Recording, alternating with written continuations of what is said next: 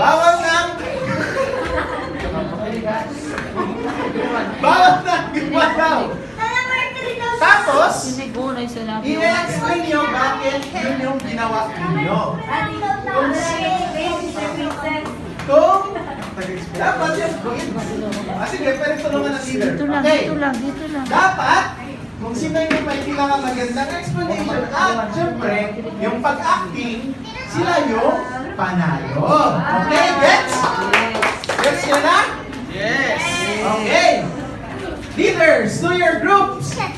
Ang judge natin ngayon ay si Deacon Genesis, si Deacon Eman at saka si Sister Mia. Sila yung mga judge natin kung sino yung mananalo. Okay.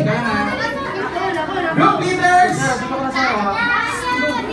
Punta na, Konkon.